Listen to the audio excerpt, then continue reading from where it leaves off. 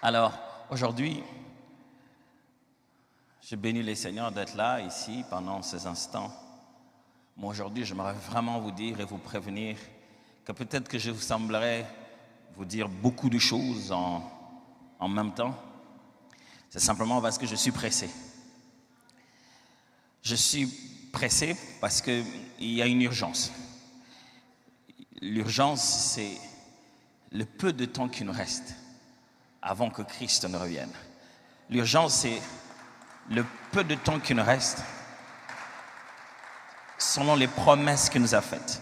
L'urgence, c'est que l'année n'est plus totale. Il nous reste quelques jours, moins 3. L'urgence, c'est qu'on a tellement demandé ça qu'il faudrait qu'on vive ça. C'est pour cette raison que ce matin, j'aimerais que ça soit clair et que ce thème reste dans la tête de chacun d'entre nous. Mettre sa vie en ordre.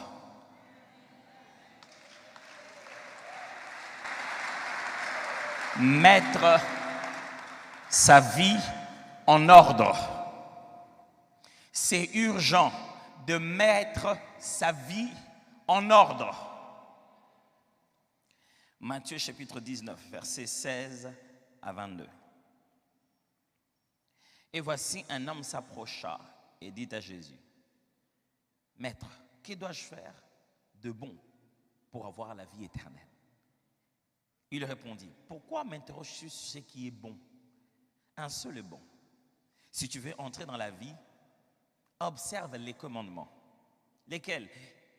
Lui dit-il. Et Jésus répondit, « Tu ne tueras point, tu ne commettras point d'adultère, tu ne déroberas point, tu n'iras point de faux témoignages, honore ton père et ta mère, et tu aimeras ton prochain comme toi-même. » Le jeune homme lui dit, « J'ai observé toutes ces choses, que me manque-t-il encore ?» Jésus lui dit, « Si tu veux être parfait, va, vends ce que tu possèdes, donne-le aux pauvres, et tu auras un trésor dans le ciel. Puis viens et suis-moi. » Après avoir entendu ces paroles, le jeune homme s'en alla tout triste, car il avait des grands biens. Vous imaginez quelqu'un qui ressent en lui un besoin de perfection, d'amélioration. Il veut remplir les conditions divines pour atteindre une autre dimension de sa façon de plaire à Dieu. Et lorsqu'on lui dit, voici ce qu'il te faut pour mettre ta vie en ordre et pour devenir parfait, la condition qu'on lui donne est si simple, mais il y est tellement attaché à cause de ses richesses qu'il rate.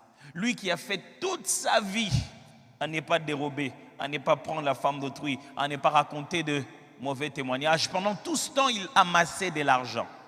Et c'est la seule chose qu'on lui a demandé, non pas à donner à Jésus, mais à donner aux pauvres. Et il n'a pas pu. Luc chapitre 7, versets 36 à 49. Luc chapitre 7, versets 36 à 49. Un pharisien pria Jésus de manger avec lui. Jésus entra dans la maison du pharisien et s'est mis à table. Et voici une femme pécheresse. J'aimerais que vous reteniez que cette femme avait déjà une réputation telle qu'on n'avait même plus à cacher qui elle était. Et vous savez, les Juifs avaient toujours un langage de pudeur, pour ne pas dire une prostituée, mais d'une femme pécheresse qui s'est trouvée dans la ville. Et ensuite qu'il était à table dans la maison du pharisien, apporta un vase d'albâtre plein de parfums. Et s'étant derrière aux pieds de Jésus, elle pleurait. Et bientôt, il lui mouilla les pieds de ses larmes, puis les essuya avec ses cheveux, les baisa et le oignit de parfum. Le pharisien qui l'avait invité, voyant cela, dit en lui-même, si cet homme était prophète, il connaîtrait il connaîtrait qui et de quelle espèce est la femme qui le touche. Il connaîtrait que c'est une pécheresse. Jésus prit la parole et lui dit, Simon, j'ai quelque chose à te dire. Maître, parle, répondit-il. Un créancier avait 2 débiteurs. L'un devait 500 deniers et l'autre 50. Comme il n'avait pas de quoi payer, il leur remit à tous 2 leurs dettes. Lesquels l'aimeraient le plus? Simon répondit, celui, je pense, auquel il a le plus remis. Jésus lui dit, tu as bien jugé. Puis se tourna vers la femme et dit à Simon, vois-tu, cette femme, je suis entré dans ta maison et tu ne m'as point donné d'eau pour laver mes pieds, mais elle les a mouillés de ses larmes et les a essuyés avec ses cheveux. Tu ne m'as point donné de baiser, mais elle, depuis que je suis entré, elle n'a point cessé de baiser les pieds. Tu n'as point versé d'huile sur ma tête, mais elle a versé du parfum sur mes pieds. C'est pourquoi je te l'ai dit, ses nombreux péchés ont été pardonnés, car elle a beaucoup aimé. Mais celui à qui on pardonne peu, aime peu. Et dit à la femme, tes péchés sont pardonnés. Ceux qui étaient à table avec lui se mirent à dire en eux-mêmes, qui est celui-ci qui pardonne même les péchés? Il est urgent ce matin, mes frères et sœurs, de mettre sa vie en ordre. Mais ça signifie quoi, mettre sa vie en ordre? Je viens de lire avec vous 2 textes de 2 personnes qui ont l'opportunité de mettre leur vie en ordre. Un était riche, il a juste senti une envie de grandeur.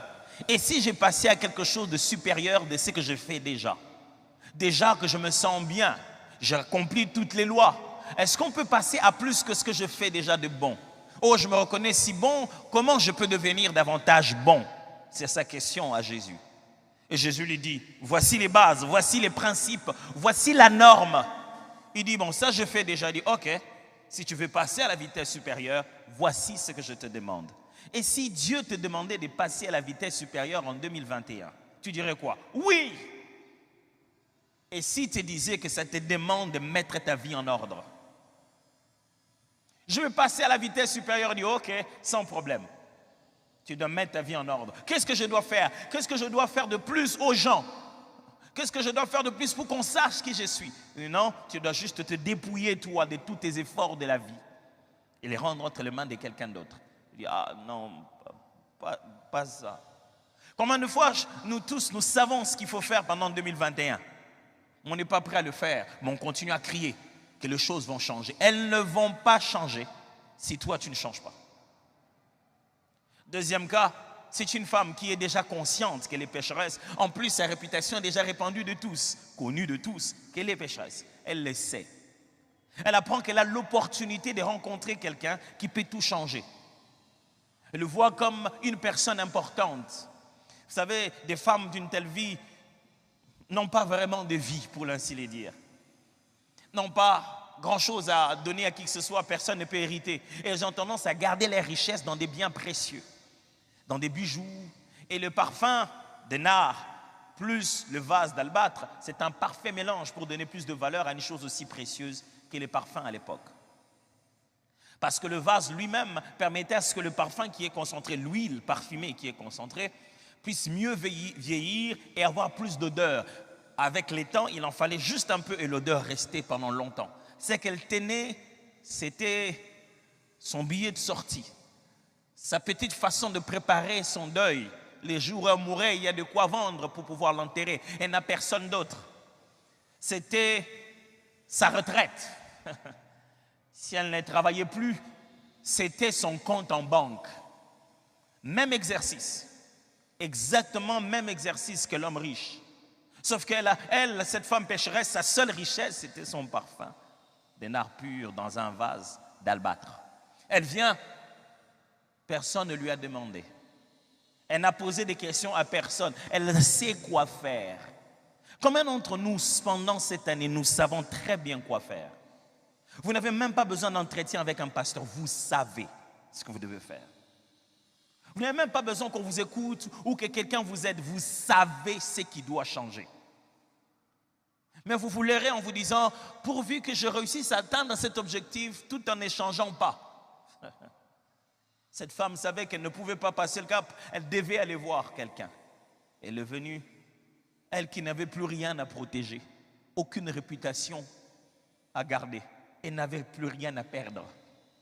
Frère, dans la vie, vous commencez à changer véritablement quand vous n'avez plus rien à perdre. Elle n'avait plus rien à perdre. Elle a couru, s'est jetée par terre. On va me dire que je suis sans respect, comment je suis. On a déjà tout dit ça. Si on va encore ajouter ça pour que je change, qu'est-ce qu'il y a de mal? C'est juste dit, ok, je vais venir. Elle se jette aux pieds de Jésus par derrière. Elle commence à verser le parfum, l'huile. Les parfums à l'époque, ce n'était pas un spray. Ce n'était pas de la vapeur, c'était de l'huile. Donc, à la fois, elle devait complètement, je vais dire presque, salir les pieds de Jésus. Et ce n'est pas avec un mouchoir. C'est avec ses larmes qu'elle va encore mieux mouiller. Et c'est avec ses cheveux, sa chevelure, qu'elle commence à l'essuyer. Comme tout autre être humain. J'ai l'impression que ce jour-là, ils étaient congolais. Ou qu'à leur époque, il y avait médias sociaux. Il y avait peut-être Facebook. Chacun passait sur son téléphone. En commençant par le hôte de la maison. S'il était vraiment prophète, il aurait su de quelle vie cette personne est. Alors, il aurait fait quoi? Il aurait dit, ne me touche pas. S'ils sont vraiment des pasteurs, mais ils auraient su quelle vie les sœurs de leur église mènent. Alors, ils auraient fait quoi? Il les aurait dit, n'entrez pas. Vous pensez qu'on passe à la chair en vous prêchant parce qu'on sait que vous êtes parfait?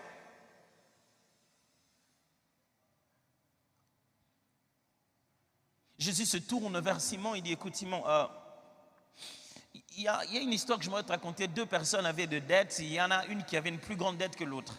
Mais ils sont allés vers leur créancier, il leur a dit, écoutez, je vous pardonne vos dettes. Vous ne pouvez plus les donner, c'est fini, je vous remets vos dettes.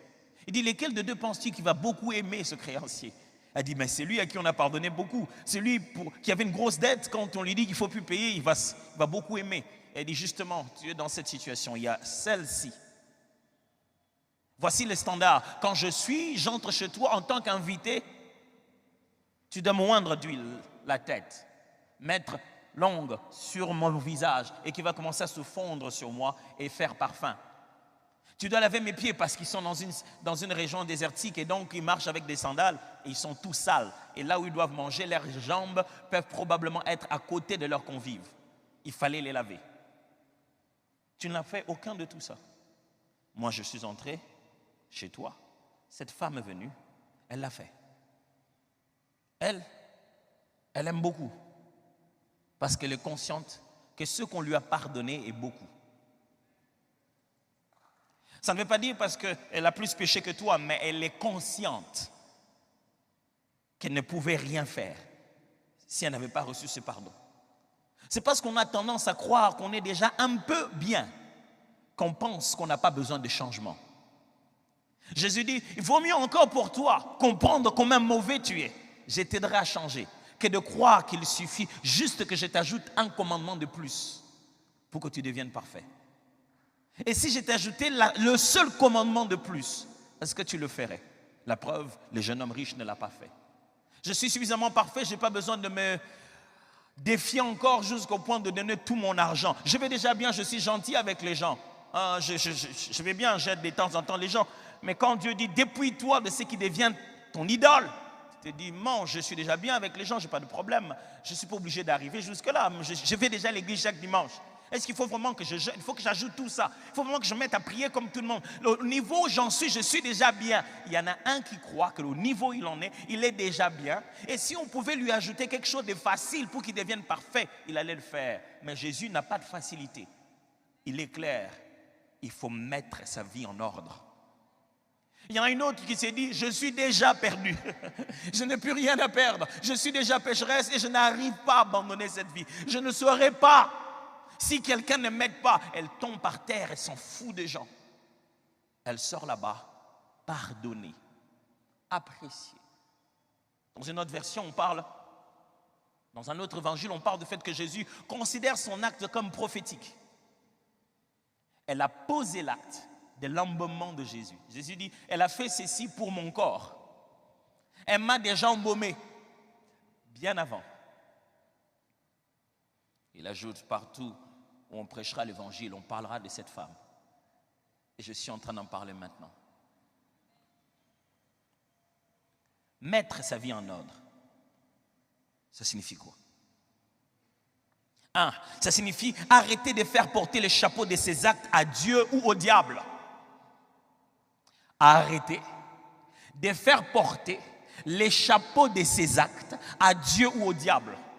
Oh oui. En fin de compte, qui l'a fait? Pasteur, ce n'était pas moi. C'est juste le diable m'en veut qu'on. Qui a ressenti le plaisir? Ce n'était pas toi.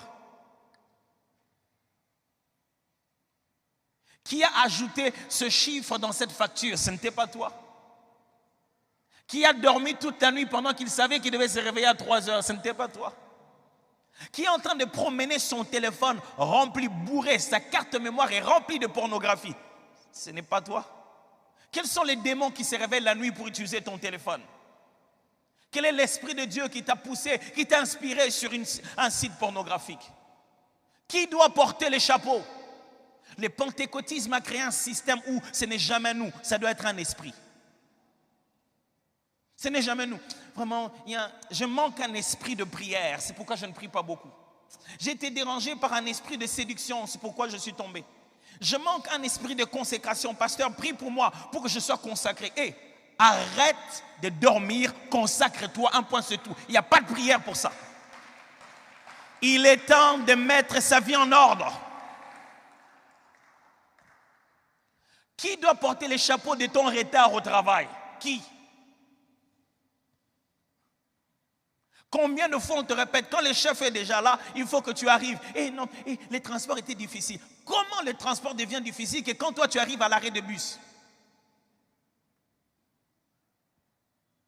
C'est la faute à qui? Vraiment, je suis combattu quand je suis en route. Il y a toujours des embouteillages. Tu n'es pas combattu. À cette heure-là, il y a toujours des embouteillages. Tu veux garder ton travail, arrive à temps. Réveille-toi à temps, arrive à temps. Ce n'est ni la faute de Satan, ni la faute de Dieu. Celui qui veut changer sa vie doit commencer par être conscient de ses responsabilités. Ce n'est ni la faute à Satan, ni la faute à Dieu. Mettre sa vie en ordre signifie clarifier ses véritables convictions et les respecter en secret. Clarifier ses véritables convictions et les respecter en secret. Un homme qui était convaincu du judaïsme, un érudit d'une école très élevée de Gamaliel. Il est allé apprendre et il était un super zélé de la religion juive. Et quand il arrive, il était un grand amoureux du temple et il entend dire qu'il y a des disciples dont leur maître a dit qu'il va détruire les temples. Cet homme s'appelait Saul de Tarse, plus tard Paul. Il est motivé dans son cœur par une conviction juste et noble. Au nom de Dieu, il se met à tuer quiconque a parlé en mal du temple. Il est là en train d'attendre. Les gens viennent déposer devant lui leurs habits pendant qu'ils sont en train de flageller, pendant qu'ils sont en train de jeter des cailloux pour tuer Étienne. Il sent qu'il est en train de le faire au nom de Dieu, mais ses convictions sont fausses jusqu'à ce qu'il ait rencontré le roi de gloire. Voilà ce qu'il dit. Toute ma vie ancienne, je l'ai pris comme de la boue. L'ancienne vie de Paul, ce n'était pas une vie de péché. Non. C'était une vie d'une autre forme de sanctification. C'était un juif pratiquant, un vrai fanatique. Quand il dit que mon ancienne vie était une boue, ce n'est pas pour dire que mon ancienne vie, j'étais impudique. Non. Il dit, je ne comprenais pas dans quoi j'étais. Les convictions que je pensais être justes ne l'étaient pas. J'étais perdu. Cette année, il faut que ça se sache. Est-ce que tu es conscient que Dieu voit partout? Si Dieu voit partout, arrête de mettre tes mains dans les sacs des gens pour voler leur téléphone.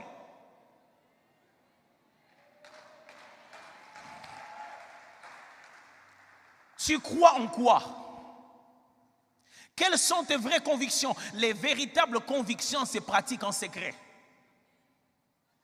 Un jour, je t'entends regarder un documentaire qui essayait de prouver comment la conscience d'une divinité supérieure ou bien d'un être invisible avait tendance à changer le comportement social des gens. On les a laissés dans une pièce.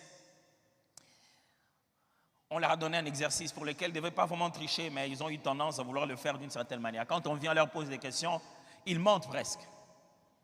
Jusqu'à ce qu'après on leur dit, on leur fait faire un exercice en leur disant, dans cet endroit se trouvent des esprits ou quoi. On leur a fait croire qu'il y avait une présence invisible. Tout de suite, ils se sont régulés, ils se sont dit, on ne sait jamais. J'en avais pas fait 20 minutes, j'avais fait 15. Ils ont commencé à confesser. Parce qu'ils ont eu confiance que quelqu'un nous voyait. Quelles sont tes vraies convictions? La prière, tu en as besoin ou pas? Mais pourquoi on doit te supplier de venir le jeudi compris? On a inventé ce culte-là pour t'ennuyer. La prière, tu crois à ça ou pas? La Bible, elle est utile à connaître, à méditer ou pas? Pourquoi on doit te les rappeler par des posts sur Facebook? Oh, mais aujourd'hui, on ne nous a pas rappelé qu'est-ce qu'on devait méditer aujourd'hui. Qu'est-ce que tu dois méditer aujourd'hui? Tu as une grosse Bible de 66 livres et tu ne trouves rien à méditer. Quelles sont tes croyances? Tu crois vraiment à la Bible? Si tu crois en quelque chose, ça doit se savoir en secret. C'est en secret que se trouve ta véritable identité. Jésus n'a pas commencé à combattre le diable en public sur la croix, mais en secret dans le désert. Car c'est là que se trouvent nos véritables convictions implicites et internes.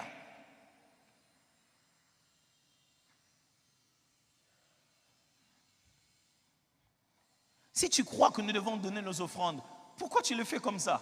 Pourquoi tu le fais avec désinvolture? Si tu penses que le fait de pouvoir prendre une partie de ce que nous avons, donner dans la maison de Dieu fait partie de notre devoir, si tu en es convaincu, pourquoi tu le fais comme une blague? Pourquoi tu l'oublies toujours? C'est la vidéo qui doit te le rappeler. Non, tu n'en es pas convaincu. Tu n'en es pas convaincu. Si tu veux voir quelqu'un qui n'en est pas convaincu, il dit oui, hein, oui. Après, il ne le fait pas. Jésus en parle. Il parle de 2 paraboles comme ça. Il parle d'une parabole de 2 enfants. Le premier, le père lui dit, va faire mon travail. Il dit, non, je ne peux pas le faire. Après, il se répand. Il va le faire. Mais un autre dit, va faire mon travail. Il dit, oui, je vais le faire. Tout de suite, je vais le faire, tu vas voir. Après, il ne le fait pas. Lesquels des 2 a obéi? Frère, nous ne venons pas prêcher pour que vous nous puissiez nous dire Amen. La véritable façon de dire Amen, c'est de prendre ces convictions et en faire votre vie secrète. Même quand personne n'est là, au nom d'aucun pasteur, au nom d'aucune église, au nom de Jésus qui vit dans vos cœurs. Que veut dire mettre sa vie en ordre? Ça signifie répandre le contrôle de sa vie et l'abandonner entre les mains du Seigneur. Il y a une petite transition. Reprendre le contrôle de sa vie et après l'abandonner entre les mains du Seigneur. On fait quoi? On reprend le contrôle de sa vie. Oh non, ça ne suffit pas. Récupère le contrôle quand tu l'as perdu. Récupère le contrôle, redeviens responsable. Mais la suite, donne cette vie à Jésus. Abandonne-la entre les mains du Seigneur. C'est quoi abandonner la vie entre les mains du Seigneur? Ça veut simplement dire s'aligner maintenant aux principes divins. Commencer à faire sans questionner ce que Dieu t'a demandé de faire. Ça veut dire qu'il y a une autre volonté à laquelle tu es en train d'obéir. Il y a plus que ce que tu aimes. Il y a au-delà de ce que tu préfères. Il y a ce qui t'a été ordonné, conseillé, orienté. Et la bonne chose, c'est que tout ce que Jésus te dit, c'est pour ton propre bonheur. Dieu n'est pas un tyran qui s'assoit là-bas et te dit, ok, va là-bas, tourne. Nous ne sommes pas des bouffons du roi.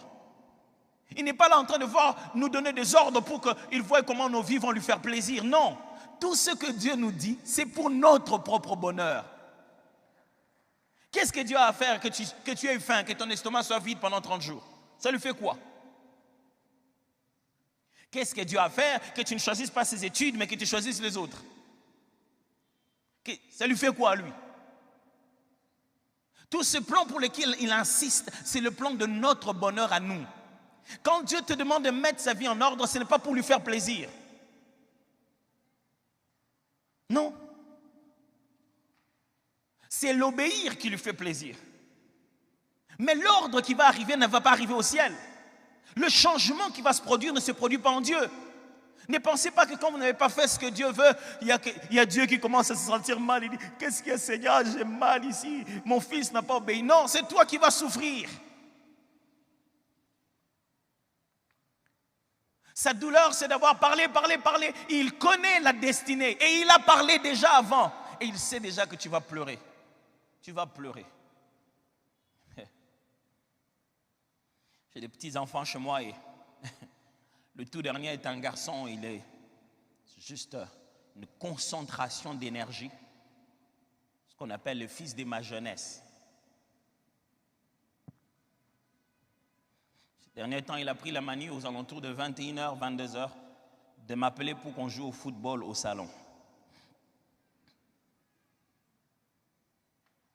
Notre Père qui est aux cieux. Il est rempli d'énergie. Des fois, je lui dis, saute pas là-bas, saute pas ici. Roland, ne cours pas comme ça. Qu'est-ce que ça a à voir? Je vais emprisonner Roland. Qu'est-ce que je veux? Qu'il ne court pas. Tout en lui bouillonne, il veut courir. Je veux du mal. Je veux simplement qu'il ne court pas, comme ça moi je suis heureux qu'il ne court pas. Ou bien je sais qu'à cette vitesse, avec ces choses qu'il y a à la maison, il risque de se blesser. Avez-vous, quel est le sentiment que vous avez quand vous rencontrez quelqu'un à qui vous aviez déjà prévenu, mais ça lui est arrivé quand même?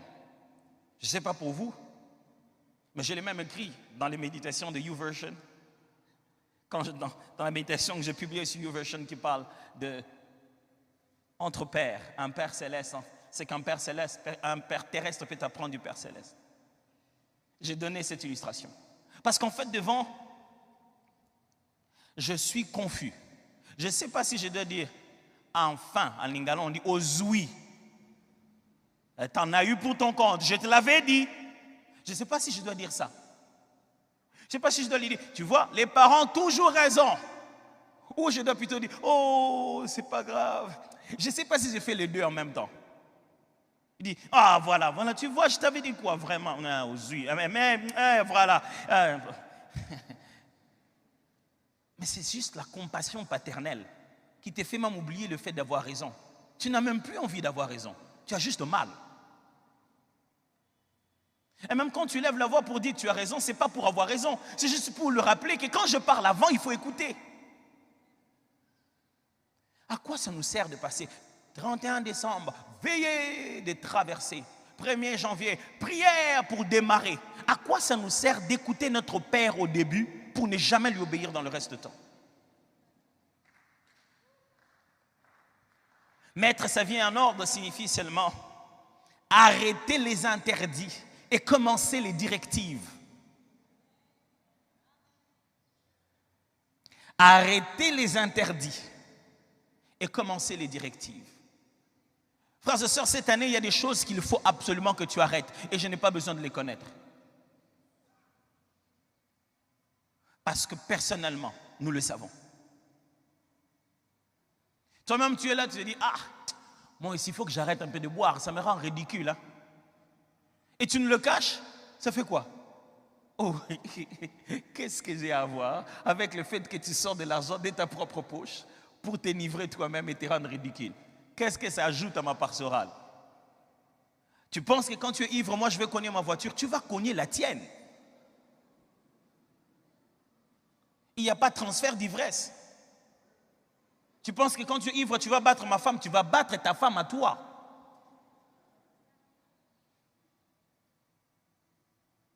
Tu penses que si tu es ivre, moi je ne saurais pas préparer ma prédication. Non, c'est toi qui vas rater de présenter ce que tu devais présenter au boulot. Parce que tu te réveilles avec une gueule de bois. Tu as des courbatures partout comme si tu avais le corona. Imagine-toi quelqu'un qui a passé toute sa nuit dans une boîte. Vous pensez qu'il a de l'air, même s'il ajoute le mot nuit à côté de la boîte. Il a préféré suffoquer dans une boîte chaque samedi et nous les cacher à l'église. Frère, alléluia, amen. Est-ce que chaque fois que tu fais ça, le matin quand tu viens, moi je deviens un peu plus gros? Ça change qui? Tu mens à qui? Est-ce que tu ne peux pas te décider finalement? Oh, ma femme ne le sait pas. Oh, est-ce qu'on jouait à cache-cache? Ta femme ne le sait pas, ton corps le sait. Le sang de ton corps sait que tu es devenu malade. À force d'aller vivre ta sexualité avec multiples partenaires, tu es déjà malade, ton sang le sait. Bientôt, ton médecin va le savoir et ta femme va le savoir. Et nous tous, on va le savoir. Voilà, on finira par savoir. Est-ce que c'est ça? Est-ce que nous jouons à cache-cache? Ce n'est pas ta propre vie que tu dois fixer pour toi-même. Est-ce qu'il est question de savoir? Aujourd'hui, sur les réseaux sociaux, on peut les monter de toutes pièces et les mettre sur ton dos. Le problème ici, c'est le témoignage intérieur et personnel, véridique de ce que toi-même tu sais.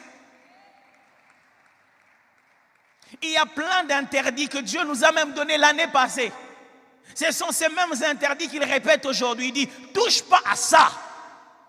Il faut arrêter les choses qui sont interdites. Mais ça, ce n'est qu'une part.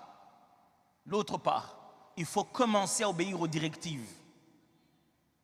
Ça me fait mal que dans notre pays, on parle beaucoup de cette sanctification, d'arrêter les interdits. Mais on n'encourage pas trop la sanctification d'obéir aux directives. On dit que ce n'est pas de la sanctification, c'est de l'excès de grâce, c'est de la graisse.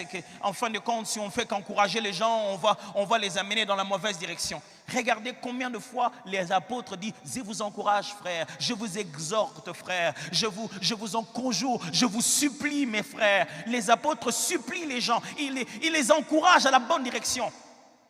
La foi chrétienne, ce n'est pas juste savoir la liste des pas faire. C'est aussi connaître ce qu'il faut faire. C'est en faisant ce qu'il faut faire qu'on n'a plus le temps de faire ce qu'il ne faut pas faire. Ok, je vais le répéter. C'est en se concentrant sur les directives qu'on n'a plus le temps d'aller vers les interdits.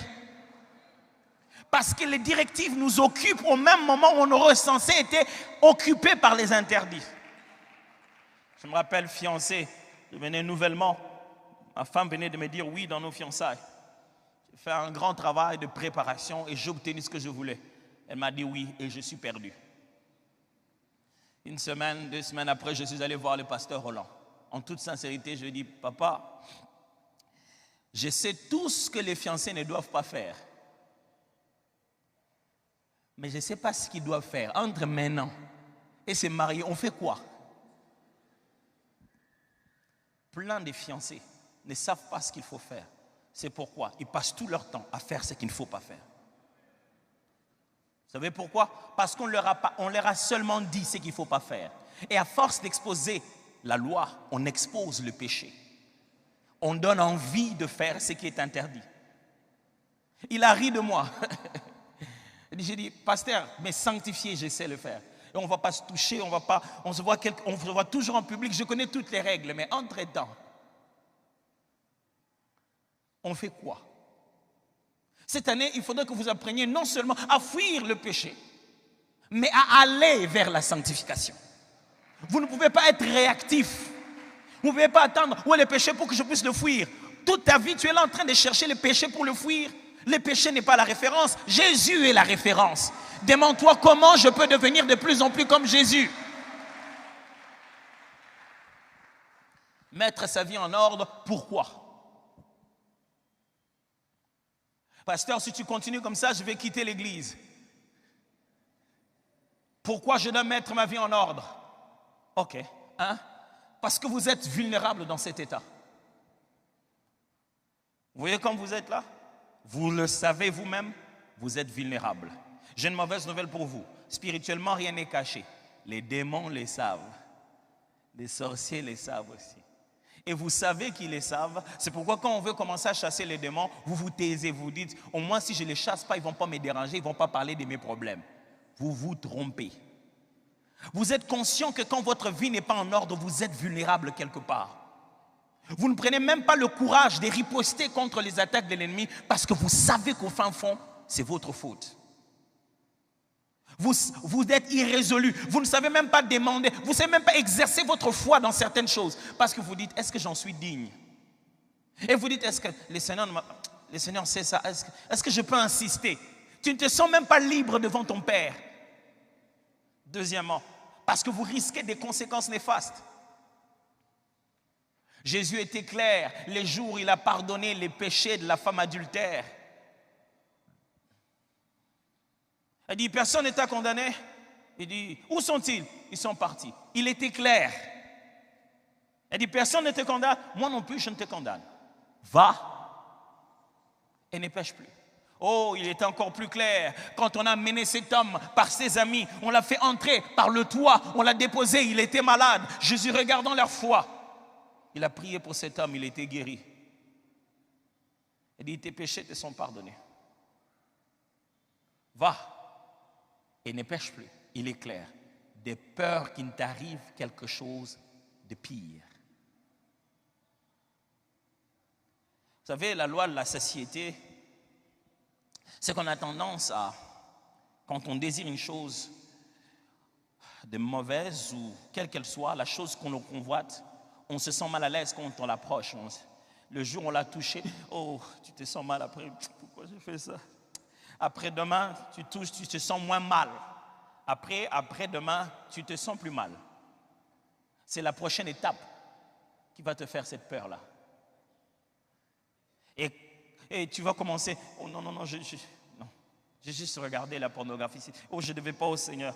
Demain, tu te dis, bon, je connais partout, je vais aller à la pornographie, c'est plus intéressant. Tu commences maintenant à convoiter la bonne. Et puis, tu commences juste à parler, et puis, ah non, je ne devais pas, pardonne-moi. Tu envoies le WhatsApp pour dire, pardonne-moi, j'aime ma femme, je ne devais pas dire ça. Demain, tu peux pas un beau cadeau. Maintenant, tu changes de stratégie. Pourquoi? Tu as envie de toucher tout le temps l'interdit.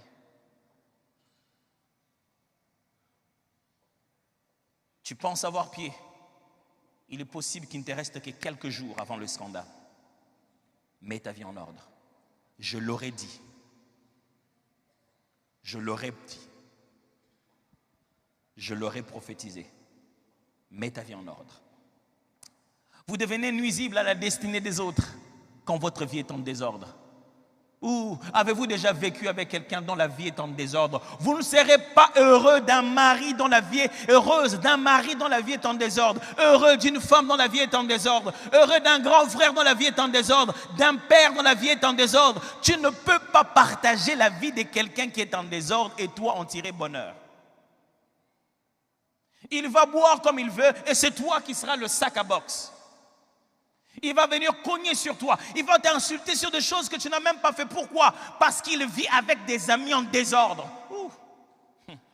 Quelqu'un est très tenté ce matin à tourner le regard pour regarder son voisin et dire, tu entends ça? Vraiment, pasteur, parle vraiment qu'il change. Oh, je suis désolé, ce n'est pas à force de parler qu'il va changer. Il doit décider de changer. Et s'il ne décide pas, quelque chose de mal va arriver. Prophète de malheur, non, prédicateur de l'évangile. S'il ne le décide pas, quelque chose de mal va arriver. C'est parce qu'on ne veut pas ce mal qu'on est en train de parler. Pourquoi mettre sa vie en ordre? Parce que votre avenir en dépend. Vous savez, toutes ces bonnes prières qu'on a faites pour 2021, ça dépend de mettre sa vie en ordre. Parce que mettre sa vie en ordre, ça veut dire seulement abandonner le péché. Oh non, j'ai été clair. C'est arrêter l'interdit et commencer les directives. Tu sais qu'il faut prier et tu passes tout ton temps à regarder les matchs jusqu'à 2h du matin. Et puis demain, tu te mets à pleurer. Oh Seigneur, dans notre famille, nous sommes combattus. Pendant les heures du combat, toi, tu regardes le match. Tu dis, mais vraiment, cette église, on n'aide pas les gens. Vraiment, cette église, c'est pourquoi moi, je n'aime pas les grandes églises. Moi, j'ai des problèmes. On aurait pu m'envoyer les intercesseurs. À faire quoi? Toi, tu iras dans la maison de ces intercesseurs pour prier pour eux. Pensez que la vie chrétienne consiste à faire engager les autres pour faire la part de notre responsabilité. Je suis ton pasteur, je ne serai pas jugé à ta place. Aucun intercesseur n'est censé faire ta part de la croissance. On ne te demande pas de prier comme une punition. Tu es en train de grandir. Et Jésus, quand il doit venir te chercher, il doit venir te chercher suffisamment grandi. Les intercesseurs, quand ils vont parler avec Dieu, ils ne vont pas avoir la conversation sur tous les plans. Dieu veut t'écouter toi. C'est toi que Dieu vise, pas les intercesseurs de l'église. Arrête de croire que le système est faible. C'est toi qui ne veux pas grandir. Grandis!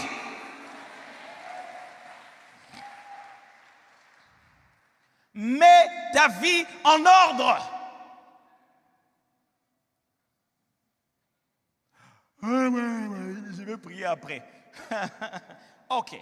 Un peu de sommeil, un peu de lassitude. Et la pauvreté te surprendra. Selon la Bible, le caractéristique d'un pays pauvre, c'est l'oisiveté. Les gens n'aiment pas travailler. Ce pays n'est pas pauvre parce que juste, mauvaise volonté politique. Les Congolais font 8 heures au travail, pas 8 heures de travail. Ils le font 8 heures de présence après avoir écrit leur nom. Et ils passent tout le temps devant l'ordinateur à ne rien faire.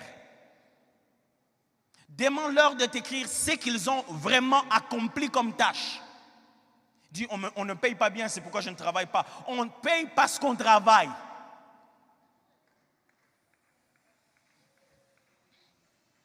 Qu'est-ce qui vous empêche de mettre votre vie en ordre? Qu'est-ce qui empêche d'habitude les gens à mettre leur vie en ordre? 1, la honte des autres. Parce que notre ordre, il est possible que ce ne soit pas leur ordre à eux. Il est possible que notre ordre soit quelque chose qu'eux, ils appellent démodé. Est-ce que tu es prêt à être démodé? Oh oui. Moi, j'étais tout petit avant ma conversion. Je vais confesser ça à ma femme aujourd'hui, elle va le savoir.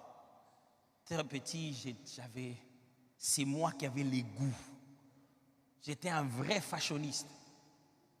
C'est-à-dire que j'allais des fois à l'école en noir-blanc et je revenais en rouge-blanc. C'est-à-dire que j'ai gardé ma culotte de gymnastique et j'ai mis mes catchs, donc je suis cool. Je me voyais dans ma tête, chérie, aujourd'hui c'est moi qui ai donné ça aux enfants. Il faut que tu le saches.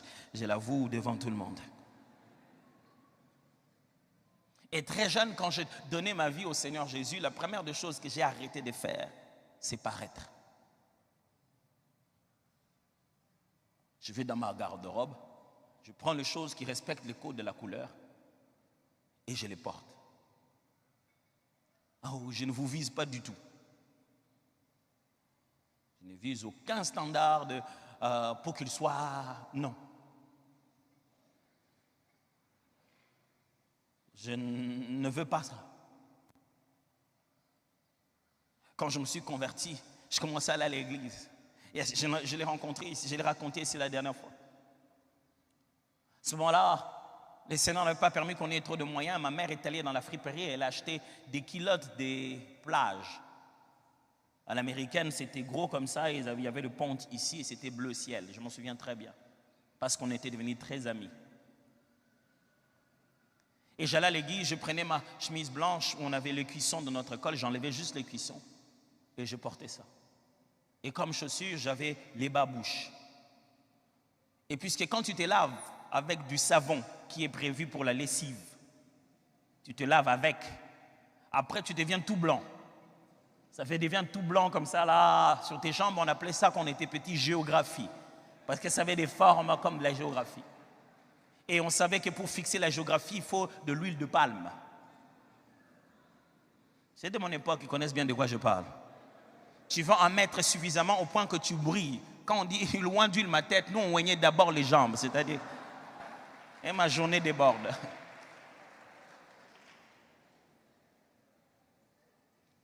J'étais devant, avec mes babouches, oui, comme ça.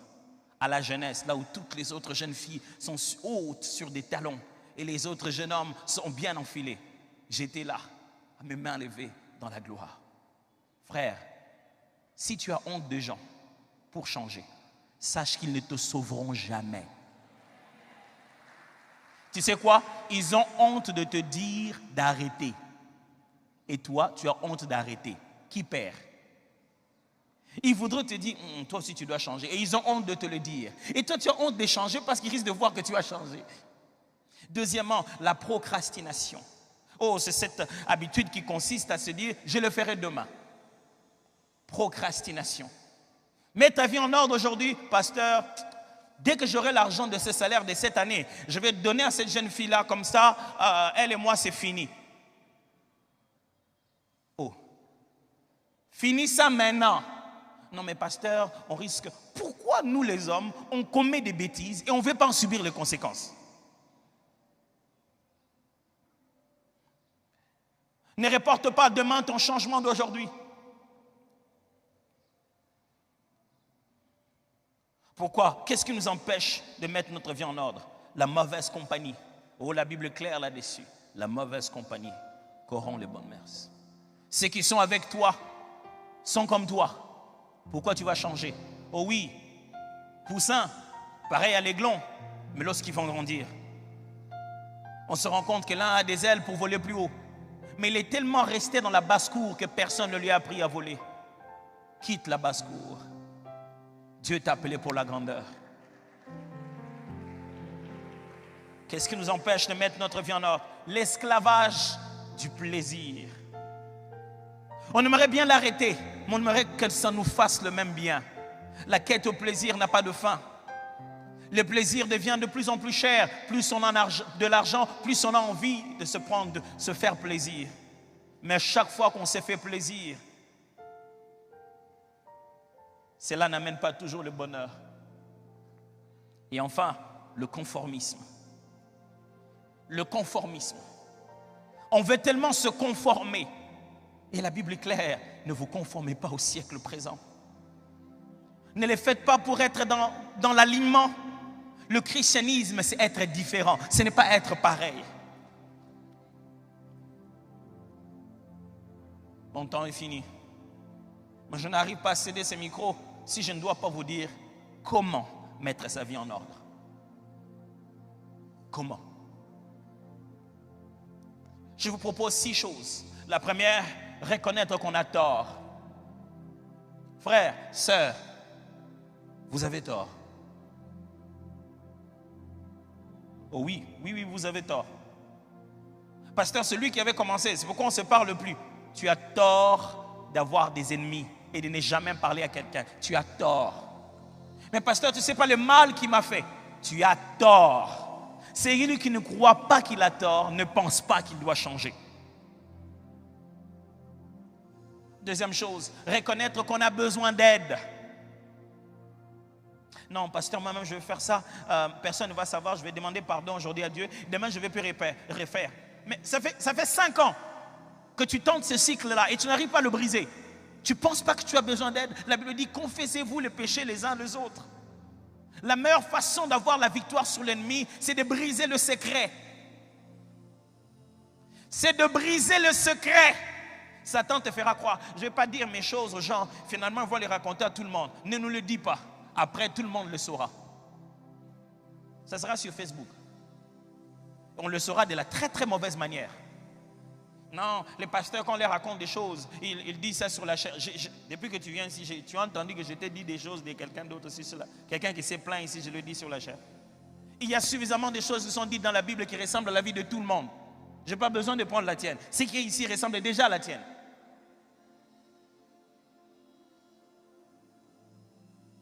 Est-ce que tu peux reconnaître que tu as besoin d'aide? Ne va pas dire à ta femme, non, dans notre foyer, pour plusieurs fois dans ma vie, j'ai pleuré de voir des couples venir en retard. Ils ont déjà tout bousillé déjà. On dit, mais pourquoi vous n'étiez pas venu à la première année? On ne voulait pas que les gens sachent, on voulait gérer nos choses nous-mêmes. Et le résultat? Vous ne pourrez pas mettre votre couple en ordre sans demander de l'aide. On va là-bas, il ne faut pas tout dire aux parents, on va juste leur dire. Vous venez même chez le pasteur. Oh, nous, pauvres pasteurs. Même les médecins, on lui dit tout. Nous, au pasteur, on nous cache des choses. Dieu doit nous montrer. Vraiment, si tu veux que Dieu me montre, ne viens pas au bureau. Moi, je reste à la montagne, je cherche. Et comme ça, je vais venir te dire directement. Mais si tu es venu par toi-même, ne jouons pas à cache-cache. Au médecin, on est obligé de lui dire. Et le médecin te dit, tu penses que d'où ça te vient ça? Pourquoi tu as toutes ces apparitions? Je ne sais pas, le matin j'ai vu ça seulement comme ça. Il dit, mais ça, tu sais que ça peut paraître à cause d'une vie sexuelle active. Quelle est ta vie sexuelle? Ah, médecin, vraiment, j'ai des copines à gauche et à droite. Hein. Mais moi, tu dis, pasteur, je suis combattu. Le matin, je me suis réveillé comme ça. J'ai commencé à voir, donne-moi de l'huile.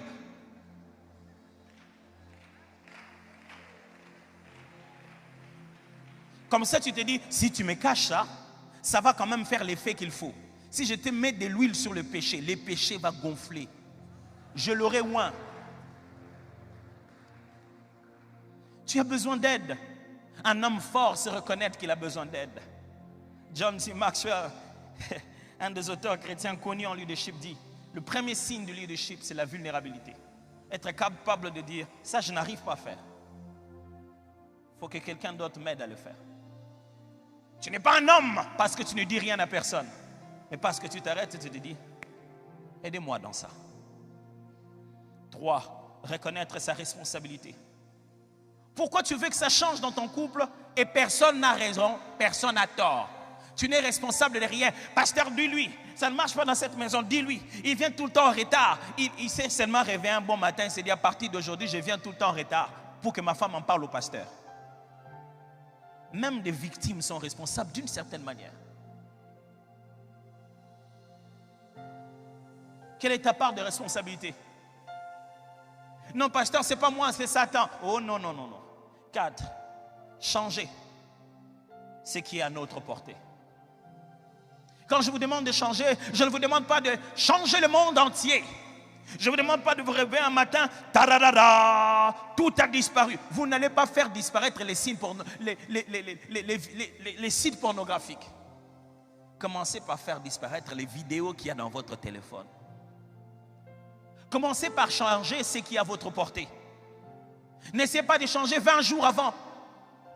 Mais je veux juste me relever. Bon, je veux faire ça la dernière fois et à partir d'aujourd'hui. Et si c'était aujourd'hui le jour, il ne faut jamais le faire. Commencez à changer d'abord ce qui est à votre portée. Non, la vie de prière, le pasteur a parlé vraiment cette année, il faut que je commence à prier. Je vais faire 30 jours. Ne fais pas 30 jours.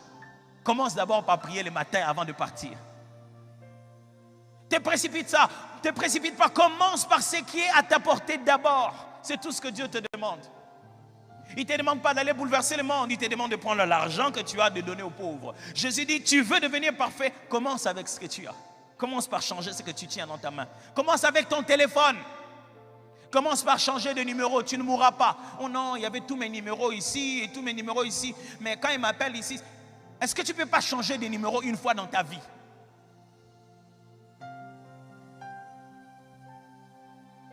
Qu'est-ce qu'il faut faire d'autre? C'est détacher de ce qui nous fragilise. Tu ne peux pas vouloir changer en restant à un mauvais endroit. Tu ne peux pas vouloir changer en ayant toujours les mauvaises personnes avec toi. Il y a des amitiés qui doivent s'arrêter brusquement. N'ayez pas peur d'être radical quand vous voulez un changement. Chaque fois que vous voulez fournir un effort d'équilibre, au moment où vous voulez changer, vous allez retomber dans votre bêtise. Mais je ne peux pas quand même lui dire non, comme ça, brutalement. Il faut quand même que je prépare ça. Depuis que tu prépares ça, tu as dit?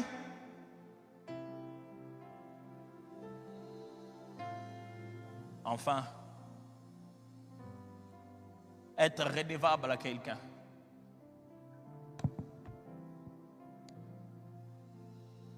Vous voulez devenir bon et changer dans la vie? Ne cherchez pas Dieu seulement au ciel. Cherchez un frère. Oh, pas un pasteur nécessairement, mais un enfant de Dieu, un frère à qui vous avez confiance, une sœur en qui vous avez confiance. Devenez redevable. Cherchez un conseiller ici, un pasteur, un responsable dans le département. Dites-lui d'où vous venez. Dites-lui ce que vous étiez et qu'est-ce que vous voulez devenir. Et donnez-lui le droit de vous rappeler cela. De te dire comment ça va. Est-ce que tu as vaincu? Pas le droit de venir te condamner, le droit de venir t'aider. Si tu n'es pas redevable, si personne ne peut te poser des questions intimes dans ta vie, tu seras hypocrite.